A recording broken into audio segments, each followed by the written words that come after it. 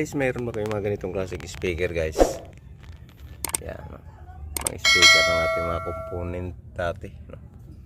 Na niluma na ng panahon. So i-upgrade natin yan ngayon guys. Gagawa tayo ng isang Bluetooth na pakinabangan natin to. Kasi sayang naman kung itapon natin to. So kinakalawang ito mga ito guys. Pioneer brand. Pioneer. So magandang klase yan guys. So gagawin natin to. So pati ito guys, oh. So ito naman is Promac brand, no? So ito yung gagawin natin guys. So kung gusto mo matuto, please watch this video hanggang sa matapos.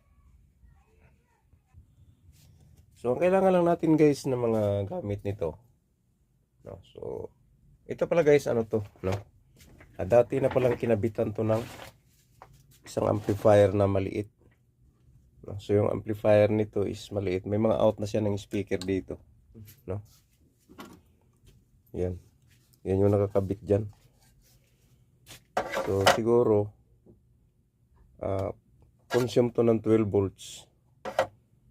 Ang tinisting natin parang mahina yata. Kaya parang tinapon na ng may-ari. Di natin dito sa bahay, binigay sa akin. Kasi patapon na eh. So binigay na lang to sa akin. So ito hindi natin gamitin to guys. Ang ating gamitin dito guys, convert natin to sa, kasi ito guys walang ano eh, walang microphone to. So kung gusto mong video case, hindi siya pwede. So ang ating gagawin dito guys is ito, no? Mayroon tayong in-order sa Shopee guys na mga ganitong klaseng ano. So hindi siya kamahalan guys, mura lang ito, no? Mura lang 'tong mga ganito. So ang kagandahan nito guys, ito ay hindi 12 volts, no? Battery operated siya, 3.7 volts. I-salpak natin to. At idikit na lang natin ng maikli yung kanyang butas. Sa screwhan niya is napakadikit masyado. So hindi natin makontrol yung pagbutas. Siyempre gamit yung ating grinder guys, no? Gamit ang ating grinder. So ito yun. Guys, sa paggamit ng grinders, kailangan natin ng grinder. Kailangan natin ng safety, no? Para iwas, ano? Ayan. So kailangan natin ng goggles para sa mga debris. So madali lang naman to guys, no? Gayahin nyo lang yung ginawa natin sa nakasaksak na to.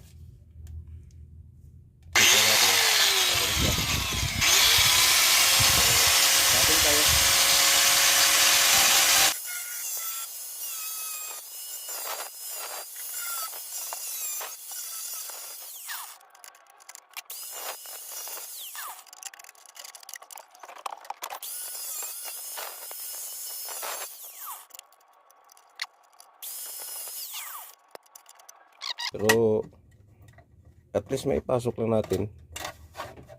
Check na lang natin kung kasya ba.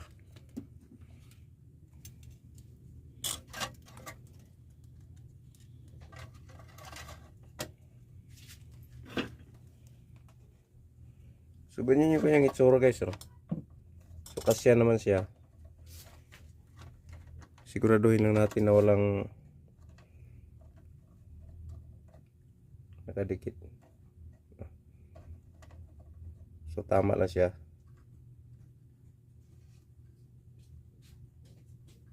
Wala, hindi na naman natapon ng basura.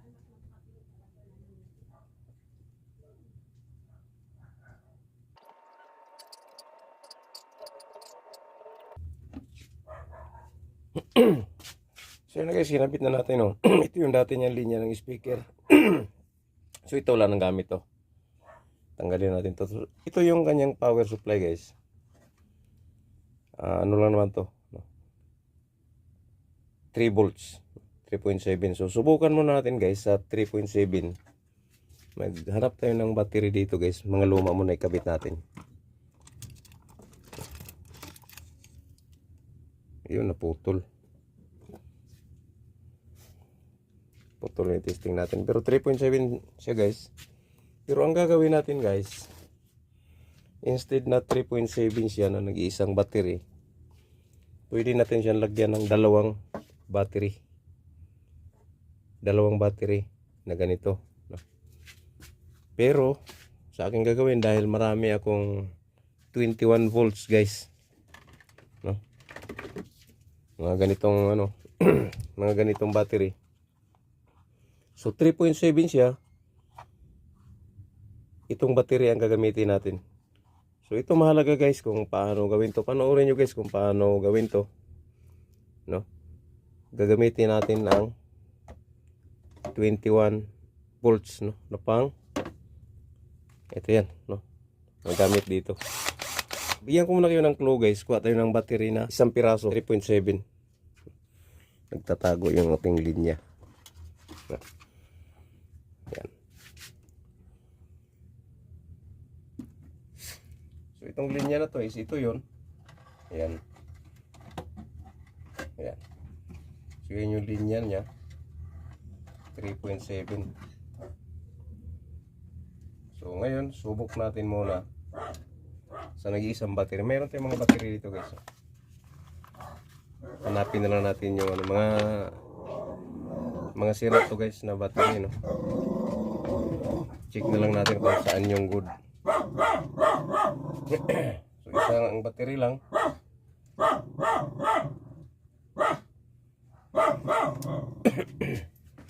Bluetooth mode. Ayan guys. Kung ating titinan gumana siya, no? Sa isang battery. Yan. Low battery. O, low Please battery. charge. So Power off. gagawa natin siya ng mas maganda. So pwede kasing dalawahin to guys, no? Gagawa tayo ng dalawang battery.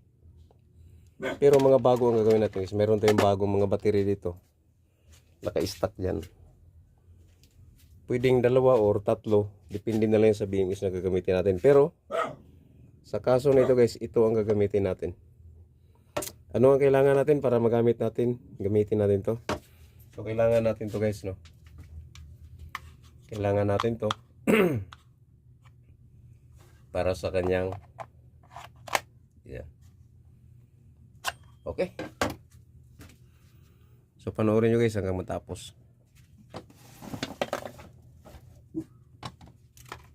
Unang-una guys, kailangan pala natin, no? Kailangan natin ng boost converter, no? So depende na lang kung anong klaseng boost converter ang gagamitin natin. So ano ba ang trabaho nito?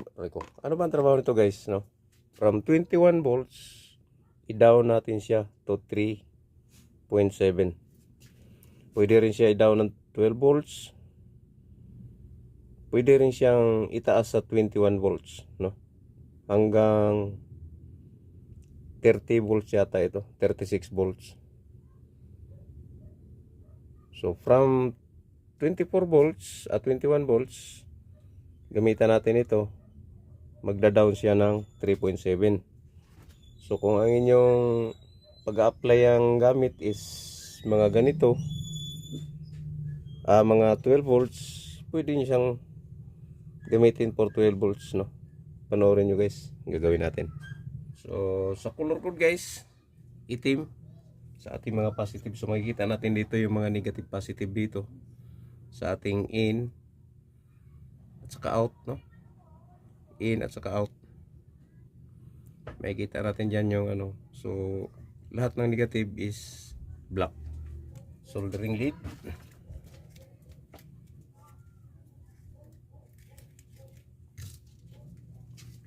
So sa paggamit guys ng ating soldering lead, kailangan layo sa ilong kasi delikado, no?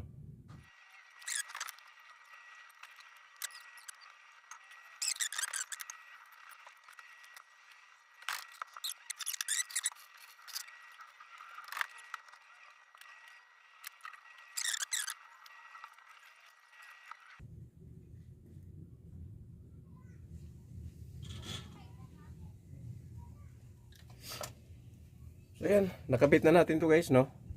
Ang susunod natin titingnan guys kung saan yung kanyang in at saan yung kanyang out. So o yung out niya dito, titingnan nyo mabuti kung nasaan yung in dito. So sa tingin ko parang ito yung in at ito yung out. Ayan, makita natin out. So yung out nito guys, ito yung ikakabit natin dito, no? Dito. Pero bago ang lahat, hanapin muna natin kung saan ang positive, negative. So make sure guys, dito kailangan monitor nyo na mabuti to. Kasi malaking voltahe to, so pag nagkamali ka, sira agad to. May tendency na pati ito sira. So okay, hanapin natin ang positive. So guys, ito yung positive niya, no? Pag binaligtad kasi natin to guys, pag binaligtad natin yan, lalabas 19.3, no? 19.3, pero negative siya. So negative. So pag ibaliktad natin to, 19.3, pero wala na yung sign na negative. So ibig sabihin ito yung way na negative positive. So ito yung positive side. Isalpak natin to guys, no? Pwede natin buksan to, pero kung kaya naman nating hinangin na, pwede na, pero sa puntong ito is buksan natin para makuha natin yung positive. So tignan din natin, no? Kailangan detalyado lagi.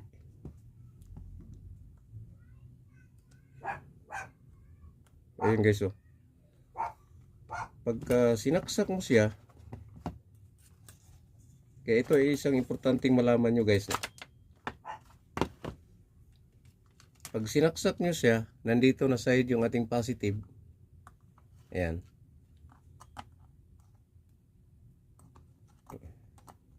So ito yung kanyang positive, no? So ito yung dapat na positive side niya. Ngayon guys, pag sinalpak na natin to, tapos lagay natin yung test probe natin dito, kung ating titingnan, nag-negative siya, no? So ibig sabihin baligtad dito ang kanyang positive. So ayan yung positive niya guys. Kaya ito yung dapat nyo tandaan pag nag-convert kayo guys, kasi itong conversion, kino-convert ito sa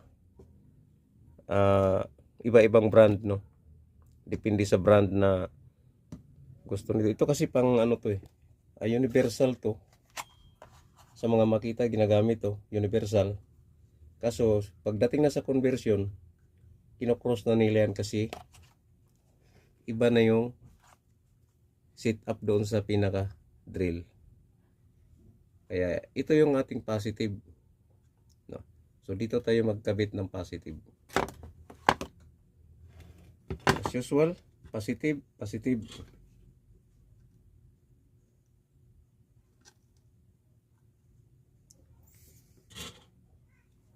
And then negative.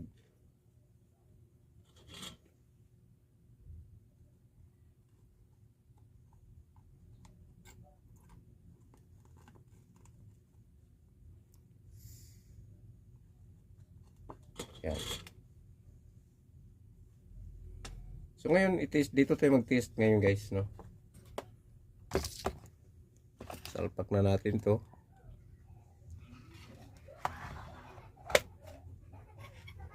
Yan.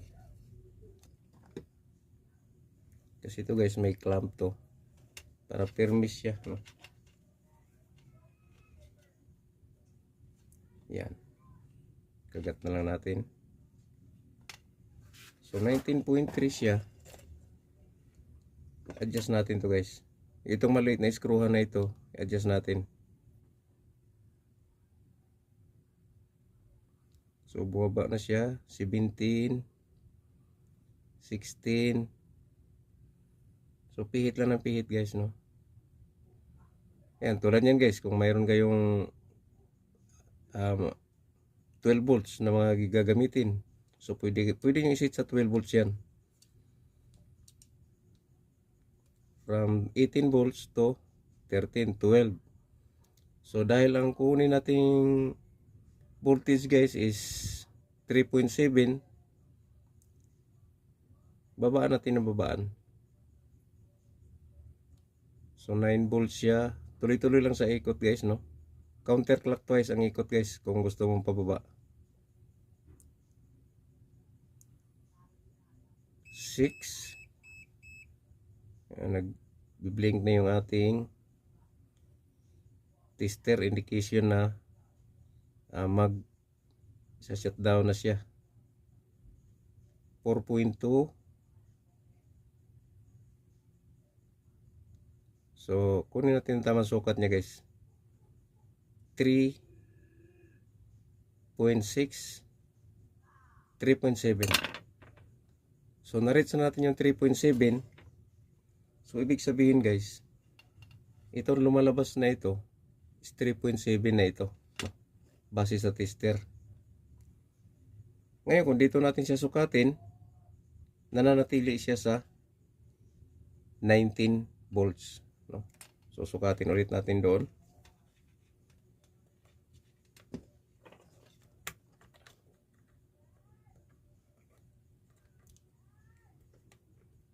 Ayan.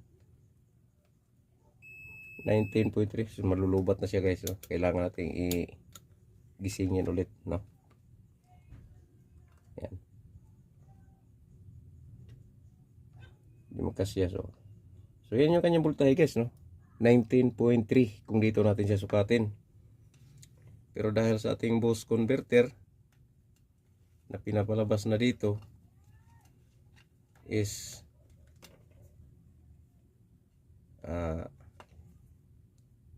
3.7. So 3.7 katumbas niyan guys is 9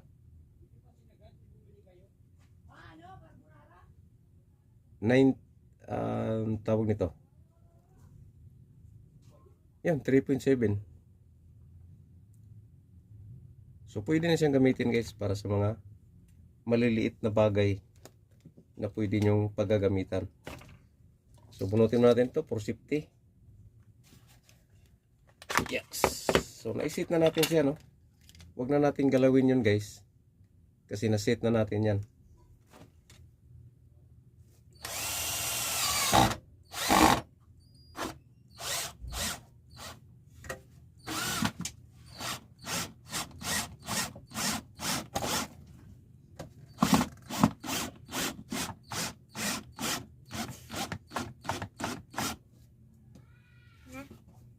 Oh.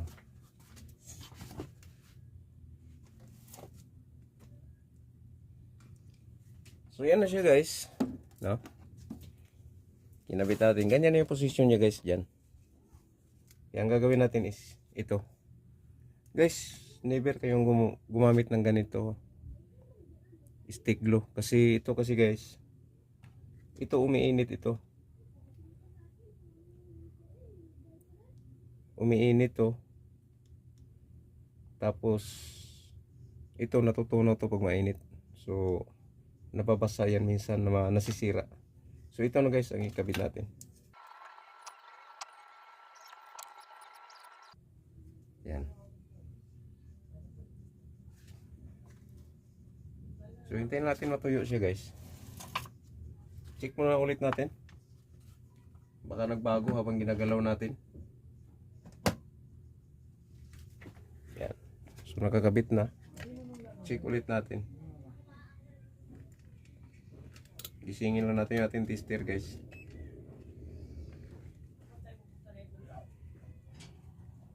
Ano to ba? Cellphone ko TM?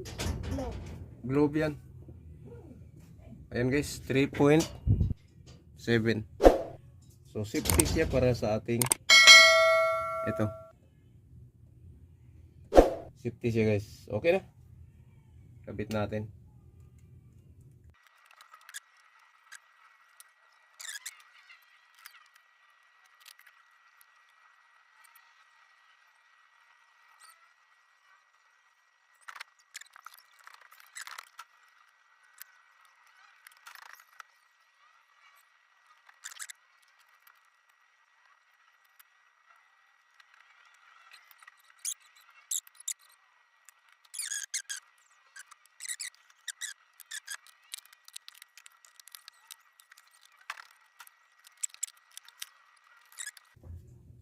Guys, sa mga nagtatanong kung saan mabili to, mayroon to guys, Shopee. Shopee lang yan. So, dikitan na lang natin to.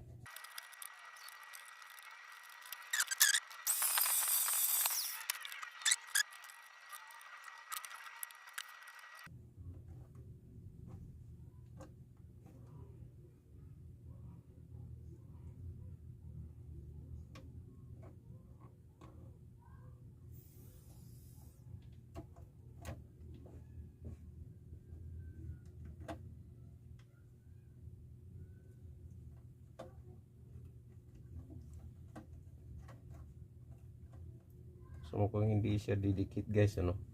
Hanap na natin ng tornilyo, maliit. Hindi siya didikit. So kailangan ng tornilyo maliit.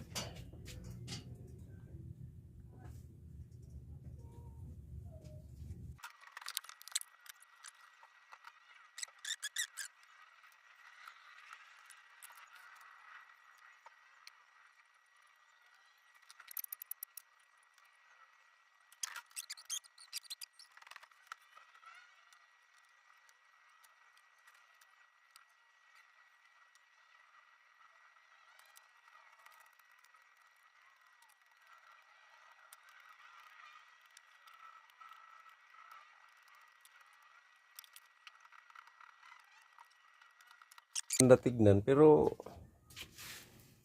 at least naikabit natin. So sigurado na tayo na 3 volts ito, 3.7. Mula dito is 21 or 18, depende sa charge.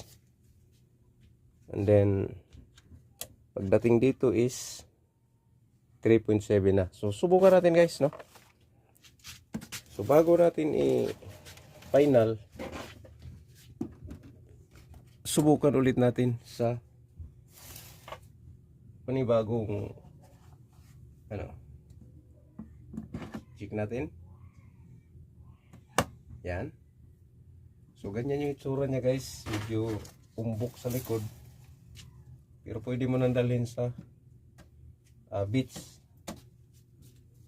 Pwede mo nang dalhin sa beach to. Subok ulit natin ng para sigurado siya.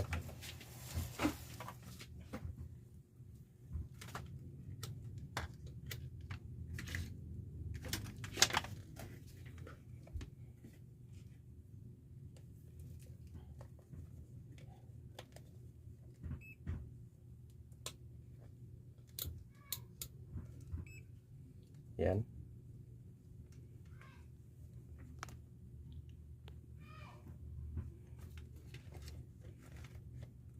So, sana kita. Hindi kita. Yan. So dito, check natin yung kanyang negative positive.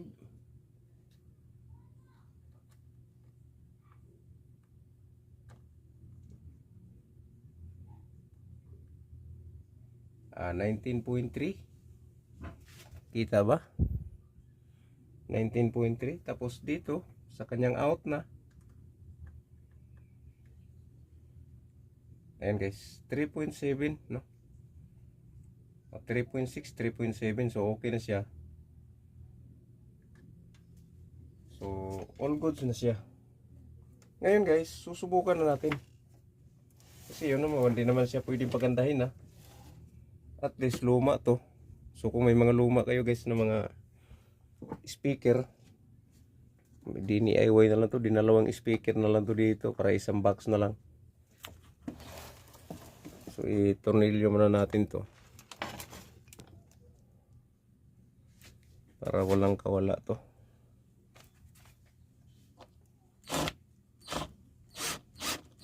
Yan.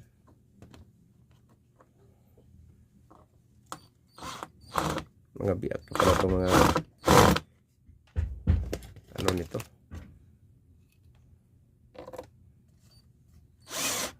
Yan.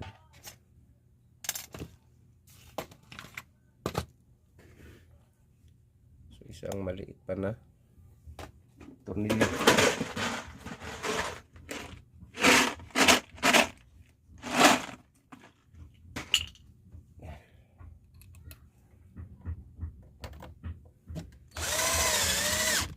Yan. So, okay na siya. So, subukan natin. Yung kanyang final execution. O natin. Ayan guys. Bluetooth mode. Yan. Mic volume. Yung volume. Ngayon susubukan natin siya guys sa USB, no? Meron tayo USB dito.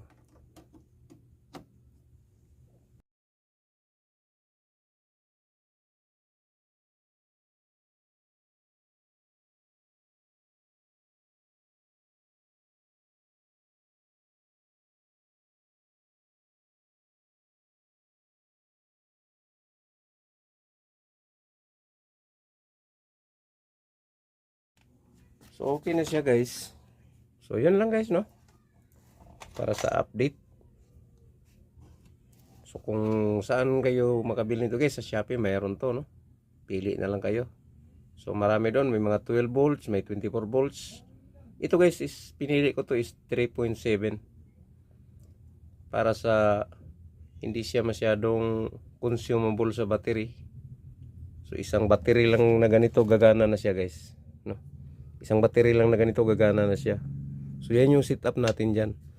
Kaya lang dahil marami naman tayong 21 volts na battery na katulad nito, kinonvert natin siya gamit ang ating boost converter, no?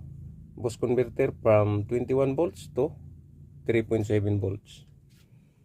So kung gusto mong panoorin guys, kung nakaligtaan mo ang video, so panoorin mo kung paano natin kinunik yan from 21 volts to 3 volts. So panoorin nyo mabuti yun. Kailangan double check guys parati para hindi magkamali to. So on natin. USB driver Ayan na mode. kasi guys.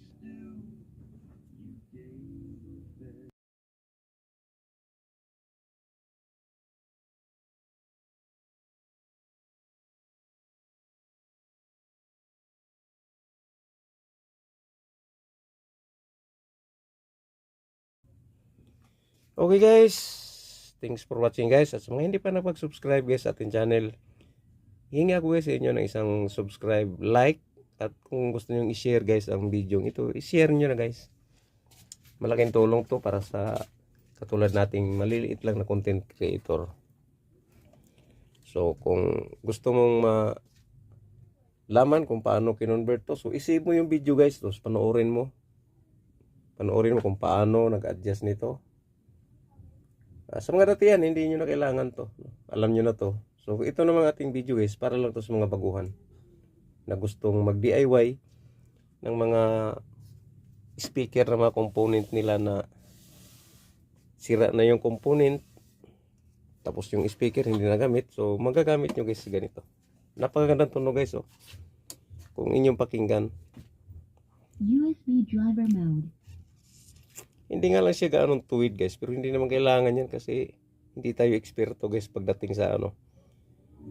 Ayan guys. Ayan. So hindi lang tayo masyadong kabisado kasi unang-una hindi natin tansyado talaga. So yan lang yung pinakaano niya guys. Update.